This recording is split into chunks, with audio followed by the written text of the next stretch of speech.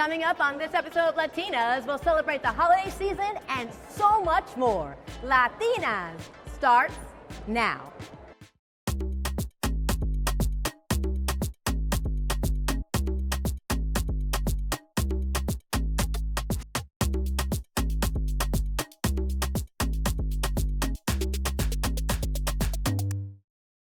Welcome to Latinas, the only Emmy-nominated show that's all about nosotras, created by nosotras, and I'm Tinabeth Piña. Today, we're at Grand Central Station, and right behind me is the Holiday Train Show, a beloved annual tradition that captures the wonder of miniature trains and the spirit of New York City during the holidays. Plus, Grand Central also has their annual holiday fair happening inside Vanderbilt Hall. So if you want to experience the magic of the season without braving the cold, this is the best of both worlds. And it truly is the perfect place to be this time of year, as these cherished holiday traditions are always a must. And in Latino families, la tradición is something we hold close to our hearts. In fact, piñatas are a big part of those traditions. They remind us of childhood parties, celebrations, and moments filled with joy. But for one Mexican artisan in New York City, they hold an even deeper meaning, especially during the holiday season.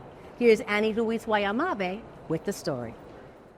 Esta es la piñata tradicional de 7 picos de la ciudad. In her small New York City workshop, 77-year-old Margarita Larios, an artisan of Mexican folk culture, brings piñatas to life, turning paper and colors into symbols of family, faith, and Mexican tradition. Me satisface mucho porque hay mucha necesidad de que los chicos se involucren en estas actividades, aunque son mexicanas, me gusta pasarlo, porque mucha gente se interesa en aprender. Making piñatas was a way for Larios, a single mother, to keep her kids connected to their roots and earn some money. Desde niña me he creado en este ambiente y fue para mí cuando traje mis niños pequeños, 6 niños, en el 74, pues fue difícil los primeros años, pero me empecé a introducir en iglesias y como voluntaria haciendo lo que yo sabía. And what started as a simple craft became her life's passion, especially during the holidays. Y bueno, sin querer, sin buscar nada, me fue conociendo a la gente y me empecé a introducir en esto. Y también porque mis niños tuvieran esa conexión de lo que yo sabía. Así que la cultura mexicana la he tenido de siempre. Today, piñatas are more than party decorations. For Margarita, they carry stories, colors, and traditions meant to be remembered. Piñatas significan, no es mexicana realmente, la piñata llegó de China, se cree que Europa la trajo después de la conquista a México, aunque en México ya se hacían los aztecas, los mayas, hacían un tipo de piñata, pero era totalmente diferente. The star-shaped piñata has 7 points, each representing a challenge or sin, a tradition that traveled across years and continents. Creo que fue en la evangelización cuando los españoles trataron de traer la religión a México y dieron esas misas de aguinaldo, introdujeron ahí las piñatas. O sea, el colorito se le empezó a dar forma de los picos.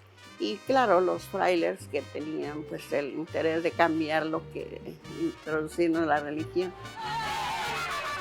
Breaking a piñata represents triumphs with the sweets inside as rewards of faith and joy. Los 7 picos significan los 7 pecados capitales, que vienen siendo la avaricia, el odio, el ego.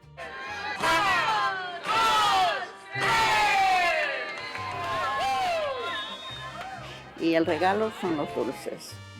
And despite new designs, the 7-point piñata remains a holiday tradition. Aunque es una piñata muy bonita que la hacemos porque la hacemos de muchos colores, bien vestida, y en 5 minutos la pueden romper, ¿verdad? Pero me emociona mucho eso, que la gente les guste, la disfruten. Sí, da mucha satisfacción.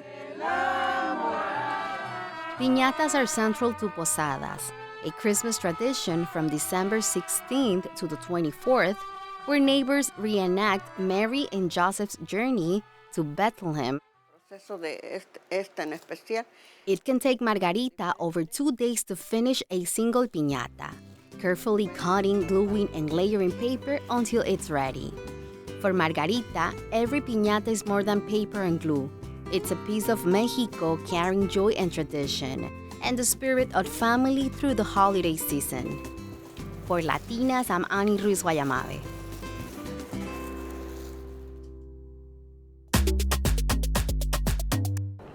Sometimes the way Latinos celebrate the holidays isn't exactly how everybody else does it, and that's what makes it so special.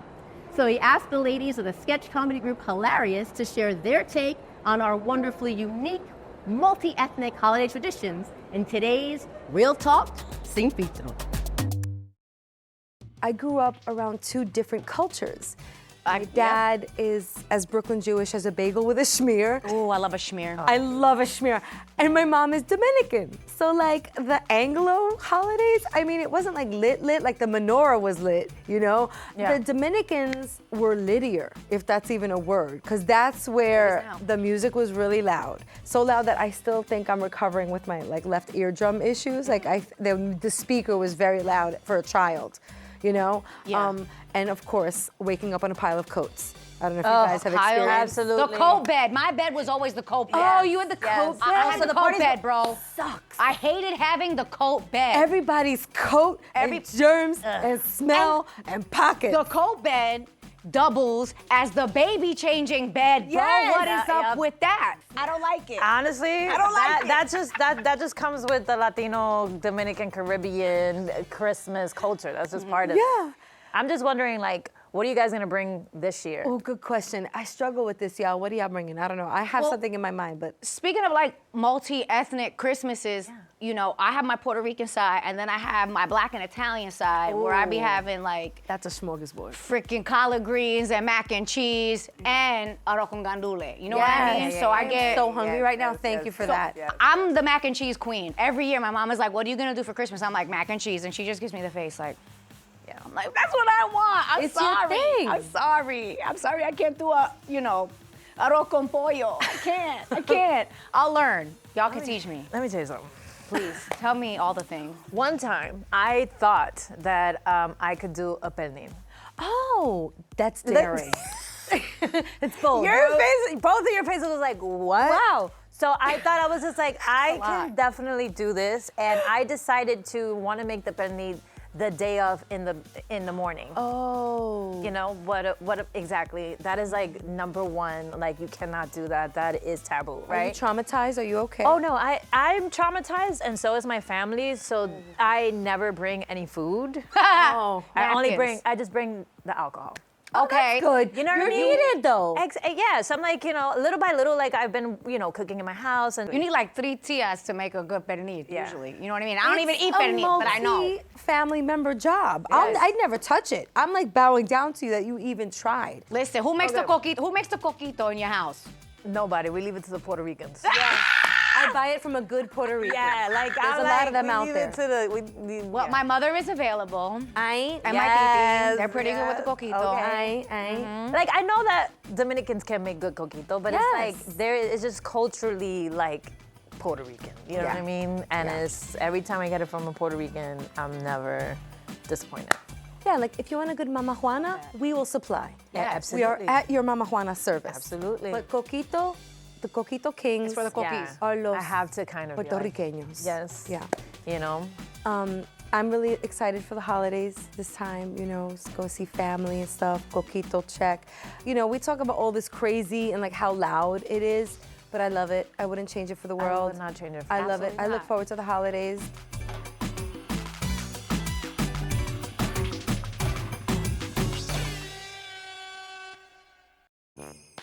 Did you know the true origin of coquito is still debated? Some say it began as a twist on Spanish eggnog known as ponche de huevo during colonial times that was later made tropical with coconut and rum.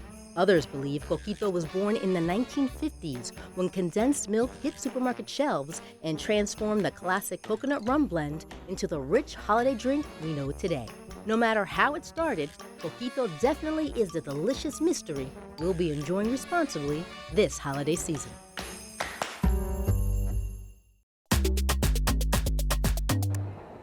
This time of year, so many families are wondering where their next meal will come from. Chef Chrystina Casado is stepping in with a nonprofit that serves the community with nourishment and compassion when they need it most. So my mother is Jamaican and my father is from Spain. And the way that I cook is a marriage of the two of them. So you can get oxtail, you can get empanadas, you can get amazing salads with our wild caught fish, and we also make our own desserts. My business is called Brunch at Zion's. It's inspired by my son Zion. We are a catering company and personal chef company, and we have a nonprofit called Dine with Dignity. What makes our menu special is that we're farm to table, locally sourced and organic. And we also buy brown and black because I think it's important that we buy from each other and that we utilize locally sourced businesses because that's the backbone of our community. I decided that Brunch at Zion's and Dine with Dignity would be a thing during the pandemic. I saw a lot of people not having access to food, a lot of people that were barricaded in their apartments because they were elderly and they didn't want to get COVID. I wanted people to know that I cooked, and if they needed something, I could do it for them. So it wasn't like I'm launching a business. It was just like, what do people need? And I had a culinary degree, so I was like, maybe this is how I can support myself while we're going through this pandemic. And people started, I want this, can you make me a week's worth of food? And it just flourished. We only serve 16 families, but it's really a lot of food. It's 2,000 meals a month because we're cooking 2 weeks at a time for these individuals. They can't cook it, it's already pre-cooked, right? And we're dropping it off not every 2 weeks, but every 3 days. Then if they're in a shelter, they pick up daily. Miss Cameron is a client that I had from the beginning, and she had some medical issues that she wanted to eat a certain way and not have to cook and not have to run to the store. So she was like my pilot. She was like my first Dine with Dignity, like reality, like, can we do this? And then she graduated from the program and became a client. Knowing Chrystina these past 6 years, I can tell you with all honesty that she's a very kind, compassionate, and generous person. And her meals are scrumptious, but more importantly, they're nutritious. I could go on and on and on about Chrystina and her love for people, for the community. Everything she does from the heart. We're trying to register this as a nonprofit and get more funding for it so that we can hire more people and get more people on hand to help us do this, because this is work that needs to be done. I have been working with Chrystina officially about going into the 2nd year. People are really appreciative of it, and they're really open to her food and everything that she gives back to the community. It's really about giving back, and that's what I think people appreciate the most. She puts a lot of love into the food, and you could always taste that.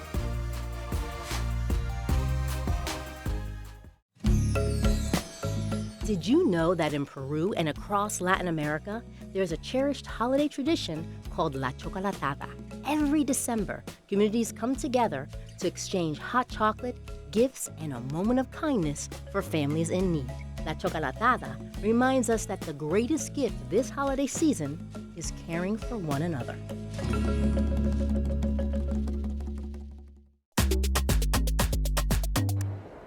Did you know that Carnegie Hall's composer in residence this year is Grammy Award-winning composer and music educator Gabriela Ortiz?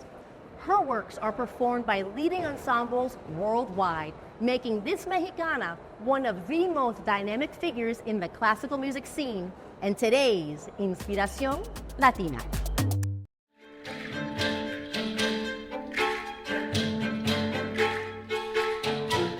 Soy Gabriela Ortiz y soy compositora mexicana.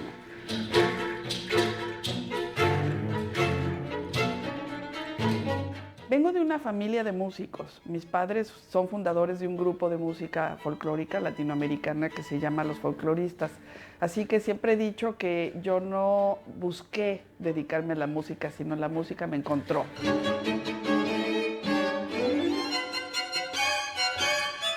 Yo empecé primero tocando la guitarra y tocando el charango porque los folcloristas tenían un lugar donde se hacía música y donde se presentaban también sus conciertos que se llamaba Peña, pero también daban clases. Entonces yo pues inmediatamente pues entré a las clases y empecé a tocar guitarra y piano. Posteriormente ya en la secundaria, ¿no? Tuve la oportunidad de ya estudiar con una maestra de piano que me introdujo a un compositor que además es entrañable para mí, que es Béla Bartók. Y Bartók sí me abrió los oídos hacia otro mundo. Porque Bartók, primero que nada, es un compositor ya del siglo XX, pero además Bartók viene de Europa del Este. Es otra manera de estructurar el sonido. Y yo me identifiqué mucho con eso, porque eso tenía mucho más que ver con el folclore de nuestros países de Latinoamérica. Y ahí es en ese momento que decidí ser compositora.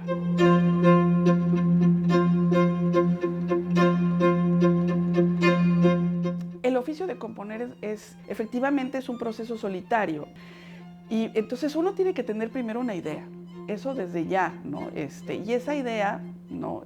Se traduce en sonidos, porque yo me comunico a través del sonido a través del tiempo. Eso es lo que es escribir música. Entonces, primero hay que tener que decir algo y después esa idea hay que plasmarla en una partitura.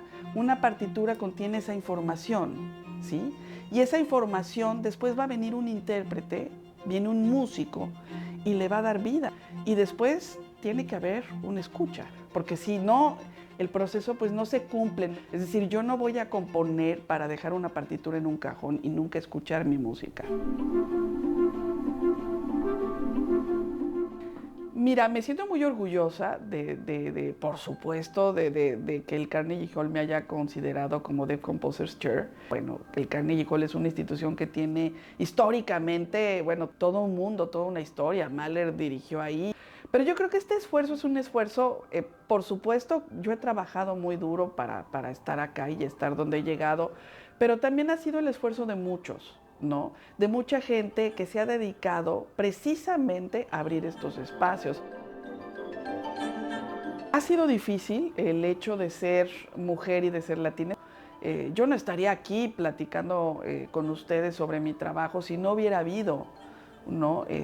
Una serie de mujeres que tuvieron que romper y tuvieron que, ¿no? enfrentarse a muchísimas cosas para tratar de abrir ese espacio que ahora nos abre a nosotras a su vez un espacio más y que nosotros esperemos abrir ese espacio más a las nuevas generaciones. Ahora, lo que para mí ha sido también muy importante y por lo que sí yo trato de luchar es que tan grave es que me excluyan por ser mujer, como tan grave es que me incluyan solo por el hecho de ser mujer. O sea, uno tiene que pelear aquí también porque mi trabajo tiene que tener una calidad artística y yo me merezco también un espacio por mi calidad artística y no solamente por una cuestión de género o por una cuota de género.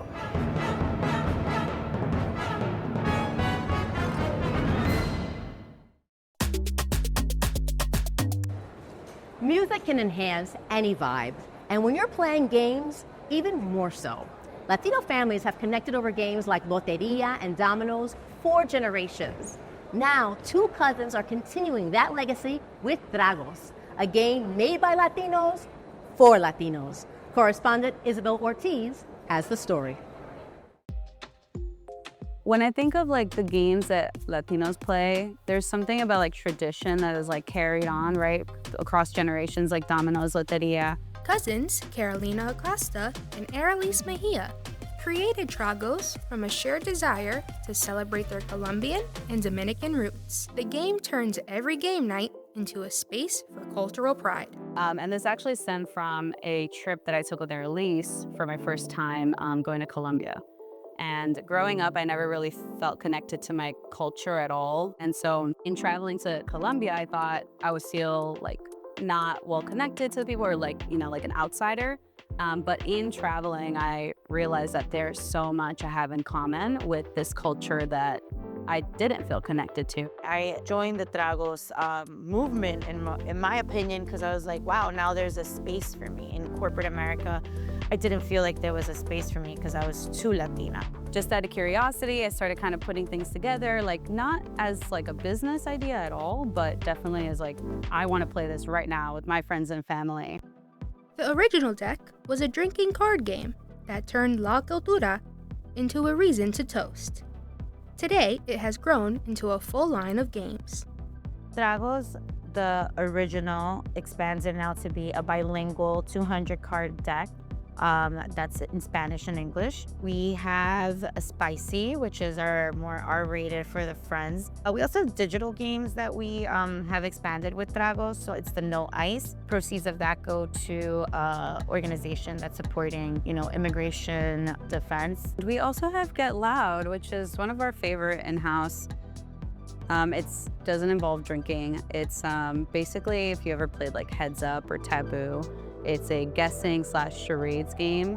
Together, they grew Tragos from a game for Latinos into one that everyone can enjoy. We know what Colombians can relate to, we know what Dominicans can relate to, but we can't stop there. We have to cross-check, quality check the game. And so we asked all friends of different backgrounds, like, do you relate to this? Like, does your mom do that? Oh yeah. One of my favorite cards is the one you think is the most chismoso or chismosa. And that's something that everybody can relate to because there's just like that chisme culture. So Tragos is a bilingual game. There's cards in Spanish, cards in English, and then cards in both. Why was it important for you to include both languages? We started the game, the original one, in Spanglish. So it was primarily English with some Spanish words thrown in there. Over time, we did listen to the community and they were clear. They're like, you made a Spanish or a Hispanic game, but you didn't put it in Spanish. And we're like, that's coming right up. And so then we realized like, okay, we need to have English, we need to have Spanish. That was like within the first year or so that we developed both versions. And after that, we realized, okay, there's more of an opportunity here. How do we make this bilingual so that people aren't choosing? Beyond the laughs, Tragos celebrates how Latinos are reshaping family fun, blending old traditions with new ways to stay connected. But when I think of games, I think of just like nice to have things. And our parents never focused on that. They're like, we work. We sometimes have a good time with music. I'm seeing like that shift in like almost a privilege to be able to have more time to spend with family than the ancestors had before. So yeah, I see it as progress for our community to involve more games as part of their entertainment. For LATiNAS, I'm Isabel Ortiz. It's that time of year when we all want to look our very best for those after-work holiday parties. And makeup artist Sue Perez is here to show us how to take our everyday office look and turn it into a little evening glam. Check it out.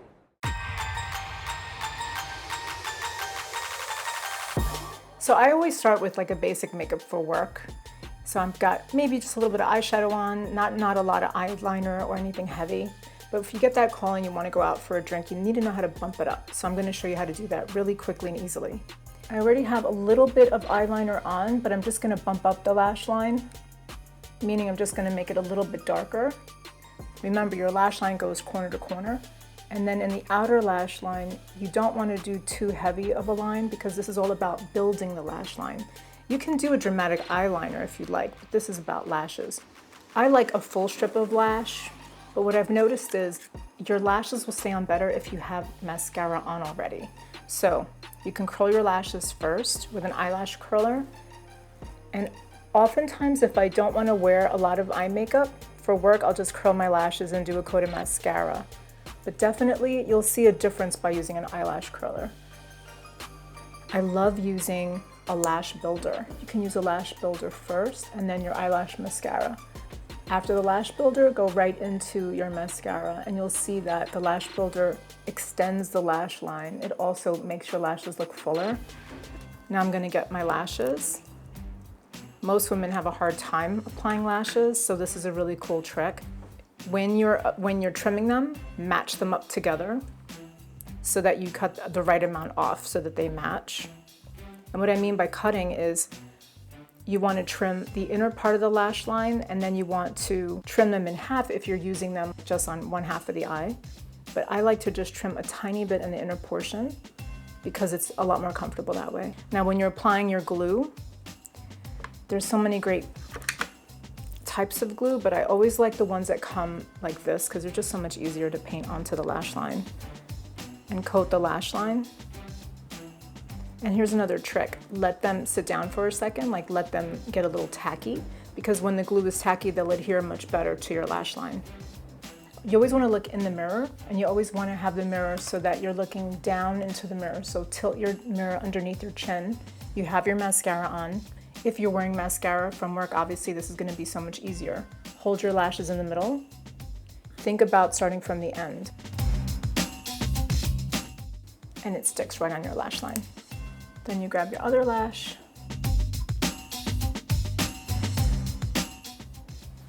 And fill in the lash line. Then after they're dried and I feel a little bit more comfortable, I'll add a little bit of mascara there just to set them. I have a little bit of eyeshadow on already, but something that's really great for the holiday is something with a little shimmer. Just on the lids, I'm applying a tiny bit of shimmer. It instantly just adds light to the eyes. But obviously I just played up my eyes a little bit, so let's take it up a notch. I'm gonna add a more of a matte, bold lip color that lasts a long time. And there's so many really good brands in the drugstore. I always tell my clients, you don't have to spend a lot of money on these lip colors. I'm gonna wear a red color because let's face it, it's the holidays and we wanna wear red, right? This is a really good trick that I do. I always wanna apply lip color first. You can go ahead and apply it directly from the product. Do you see that little bit, how far it went? Then I use my liner.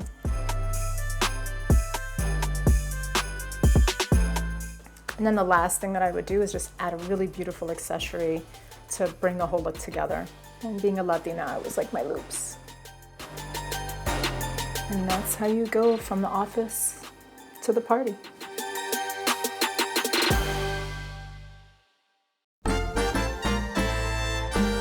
I'm definitely gonna try some of those tips. And that's our show for today. For more information on what you just saw, check out our website at tv.cuny.edu, follow us on social, or download the CUNY TV app and watch Latinas 24/7. And definitely make sure you tune in next month where I'll team up with Patrick Pacheco from our sister show, Theater, All the Moving Parts, and talk about the history of Latinos on Broadway. Until then, have a wonderful holiday season. Felices fiestas y oepa! Bye-bye.